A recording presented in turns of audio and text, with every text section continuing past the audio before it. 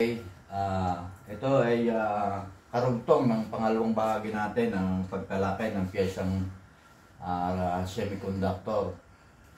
Kaya tawag natin electronic semiconductor, no? Yung karugtong nung unang pangalawa kaninang ating pagtalakay. Okay, so lahat ng ito ay napakahalaga, no? Sa bawat pamilya, no? Napakahalaga. Okay. Sabi ko nga na dito pa lang tayo sa pangalan, sa mga pangalan, no? Wala pa tayo sa larawan, wala pa tayo sa symbol, letter code, value. Itong mga ito napakahalaga nito, no? So para maunawaan at maintindihan ninyong mabuti ang ating pag-aaral, pagtalakay nitong tinatawag natin resistor, no? Sa pamilyang resistor, dito muna tayo, no? Saka na lang na dataanan din natin yung capacitor, lahat, no? Diode, transformer, transistor at integrated circuit. Okay, kagaya sabi ko nga, mahalaga yung pangalan sa pamilyang resistor, larawan. So sa larawan, makikita nyo na rito, no? At ipakikita ko na sa inyo, pakilala ko na kung sino-sino ito, mga ito. And then susunod, yung symbol. Pagkatapos yung letter code at value. Ito ay napakahalaga. Ito ay matatagpuan natin sa pagbasa ng plano. Ayun. Yung tinatawag na diagram o yung schematic diagram. Kasi doon sa actual ng plano, hindi mo makikita yung actual na tinatawag nating piyesa. Kundi ang sa plano, ay makita mo ay symbol, letter code at value. Okay? So, babalikan natin yan. Pupunta muna tayo kay carbon. No? Kay fixed resistor. No? Kay fixed. Tatlo sila. Tatlo silang magkakasama. Ano nga ba ibig sabihin ng fixed na sinasabi ko nga? Ang sabi ko nga sa inyo, pag sinabing fixed, dadalwa yung paa. Dadalwa yung terminal connectors, no? Alisin natin yung sa Tagalog yung paa. Pangit pakinggan. Okay, so meron siyang tinatawag natin terminal connector, no? Yun, dalawa. So, kaya natatawag siyang fixed resistor. Siya, dalawa, no? Kay variable, no? Kay variable, ito ay mayroong tinatawag na tatlong terminal, no? Tatlong terminal. Ito yung, hindi ito halimbawa, actual na ito, Hindi ito, pagkakaiba lang dito sa video ay video. Pero kung face to face, pwede nyo itong hawakan. Pwede nyo kilalanin at hawakan. Kung anong klase, So, doon sa tinatawag kong variable resistor. No, variable control, kaya pala control, Sa Tagalog ng control ay, ano nga ba Tagalog ng control?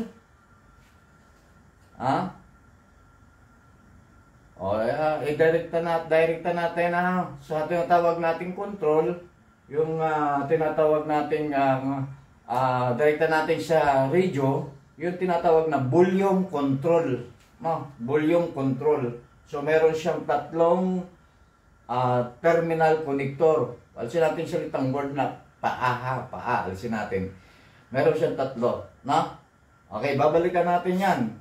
No? Babalik tayo, no? Itong hawak kong ito si potentiometer. Yan. Ito si potentiometer. Babalikan natin yan. Variable control. Variable control resistor. Diba? Apelyido ay resistor. Yan.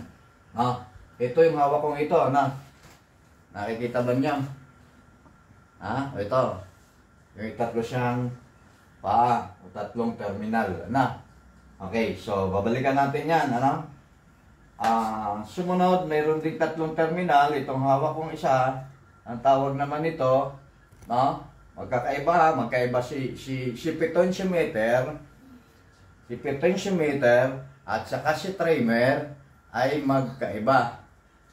Pero may tatlo siyang terminal connectors. Tatlong paa, alisin natin yung paa. Ulitin ko ha, alisin natin yun. Kaya papaliwanag na ako sa inyo kung bakit tayo ay dapat gumamit ng salita nating Tagalog. Sarili natin tayalit para mas malaki at maganda. At siguro baka uunlad na ang ating bansang Pilipinas pag Tagalog ang sarili nating ginagamit, kagaya ng Hapon. Salitang Hapon ang ginagamit nila, mauunlad na bansa yan. Salitang Pilipino o salitang Japanese. Amerika, yung kanilang dialect. Yung China ngayon, nag-bullying. So, mauunlad na bansa eh. Tayo, galing natin sa English. Pero hindi naman tayo maunlad. Pero ang gagaling natin mag-English, pero maunlad naman ang basa natin. So siguro Tagalogin natin, siguro baka tayo ay uunlad na. Para eto ay hindi sa trabaho lang ha. Sabi ko nga may kasanayan, may kaalaman, kasanayan at kakayahan para makapagtrabaho. Aalsin natin ngayon, trabaho at saka negosyo. So, mayroon ng mindset, talakayan natin yan, sunod nating bahagi. Yung mindset ng mga Pilipino, yung bang sinasabi na, anak, mag-aral kang mabuti para makapagtrabaho ka at magandang trabaho, ay parang kulang, parang mangangamuhan. Pero kung anak, mag-aral kang mabuti para pagdating ng ikaw ay nakatapos na, magkaroon ka ng isang maunlad at masaganang negosyo. Hindi trabaho lang, kundi negosyo. Yun ang dapat ng mindset natin. Okay, balikan natin. Ito ang ating pagtalakay na ito. Na ating pag-usapan yung iba pang dapat nating malaman. Okay. Ito daw, lumilipid na, Pero okay lang yan, Para gusto ko lang talagang makita ninyo yung ating mga piyesa. Ito sa pamilyang resistor lang ulitin ko sa pamilyang resistor lamang, yun lang yun. Itong mga piyesang ito. Kaya dumarami ang tinatawag nating piyesang electronics. Ngayon, kaya dumadami kaya yung isang gadget, kagaya ng isang aparato ng isang telebisyon, ay dumadami yung piyesa eh. Nakita nyo? Tutok mo dito. Nakita mo dito, napakarami ng piyesa. So, ibig sabihin dito, ang nananahanan dito, hindi lang iisa ang pangalan. Marami sila.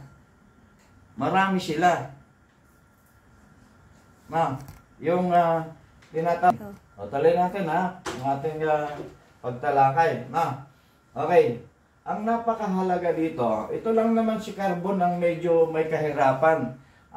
May kahirapan sa pagkuha ng tinatawag nating value. Papasok na dyan yung value. Ang value ay bawat halaga ng tinatawag nating pyesa. Sabi nga sir, bumili ka ng resistor.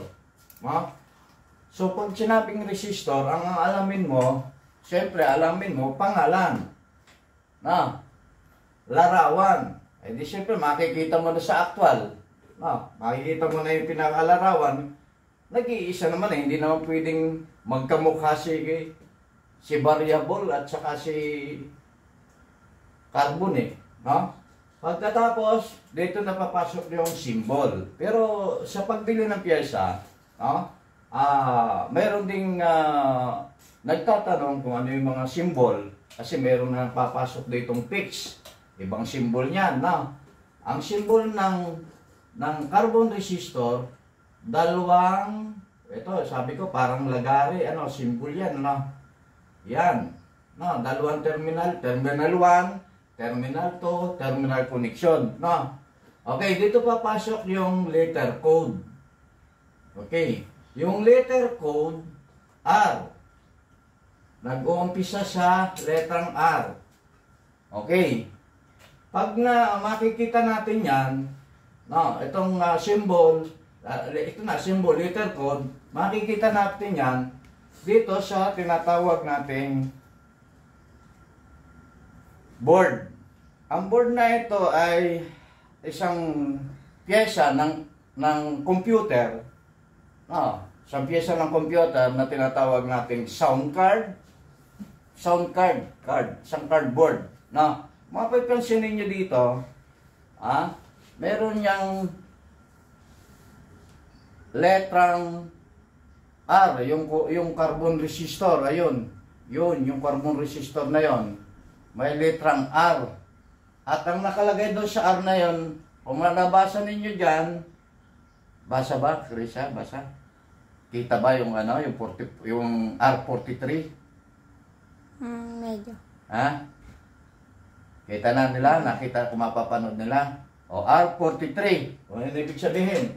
So, ibig sabihin ng 43, dito sa board na ito, dito sa board na cardboard na ito, ibig sabihin, ika-43 resistor siya. Ika-43, ibig sabihin, 43 sa dami, ano? Ika-43 code ng resistor. Okay. At dito sa aparato ng telebisyon, meron ding aparato ng telebisyon, kung mapapansin din niyo. Yan. Ang dami, ano? Yung mga letrang nakikita nyo, yung kagaya ng C, capacitor yun. No? Makikita nyo yung mga value. No? Kita ba yung dito, yung carbon resistor? Si carbon resistor muna ang ating tatalakayin. Nakita nyo, siguro ay unti-unti nyo nang maintindihan at unti-unti nyo nang makilala. Hindi nyo makilala, inyong balik-balikan lang yung video. Kung kayo magtatanong o magko-comment, itutuloy-tuloy natin. Baka yung sunod na ating pagtalakay, na doon na yung inyong itatanong, na doon na yung kasagutan. Ano? Okay. So, balikan natin, pangalan, carbon, larawan. Itong hawak ko mismo, larawan, para makilala nyo mabuti. Hawak ako ng iba't ibang laki. No? Pag-uusapan natin yung laki, on size. No? No? Tinatawag natin carbon. Okay. Ito. Ngayon. Kung mapapansin nyo, mayroon akong hawak na carbon resistor. No? Si carbon resistor. Okay. Nakita nyo, may iba't ibang size o laki. Okay, yung iba't ibang size na yan, kasama yan ang tinatawag nating value. Pero ang value yung sinasabi natin, ito may number. Okay, kita nyo ba? Kita nyo yung iba't ibang sukat ko. Ngayon, hahawak ako ng isang pyesa na meka. Yung dalawa si Mika at saka, ito lang dalawang mo ito si Mika at si Carbon. Hahawakan ko ito. Ayan. Uy. Mabenta. Okay. Ayan. Nakita nyo? Di ba may pagkakaiba? Unang-unang pagkakaiba. Anong pagkakaiba? Sukat.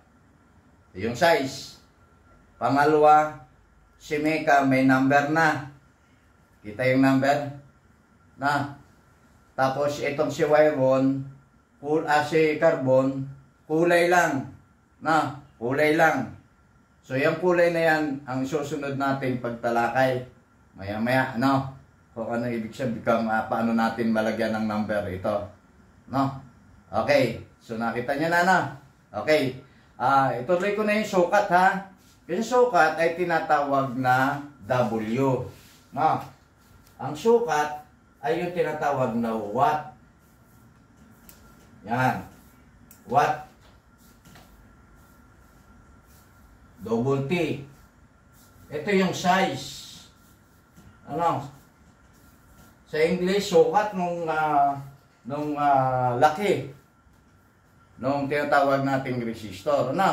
Okay. So, para mas maintindihan ninyo, si Mecca, ano? Nakita mo, meron W, 5W. Ibig sabihin ng 5 watts. No? Tapos, susunod natin, itong sumunod na pangalawa, no, sa carbon. Sa lahat ng resistor, meron yan, nakalagay dyan. Okay, ang pangalawa, 3 watts. Ibig sabihin, laki. Tapos, 1 watt, at sumunod, 1/2, at saka 1/4. Okay. Maliwanag ba yung video? Naliwanag ba? Naintindihan nila? Ayan. So, naintindihan natin ha.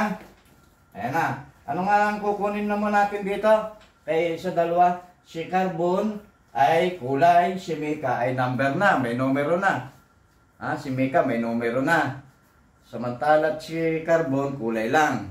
Yan ang mas mahalaga nating pag-uusapan. Diyan mag-uumpisa ang pagiging isang mahusay, may kaalaman, may kasanayan, at may kakayahang technician. Sapagkat, dito na papasok yung tinatawag nating pagbabasa ng tools na multi-tester. Okay. Yan ang ating tatalakayan, ang pagkakaiba ng dalawa. So, papasok ngayon tayo sa tinatawag nating color coding. Papasok tayo ngayon sa tinatawag nating color coding. Kagaya ng aking pakikita sa inyo. Meron tayong kulay.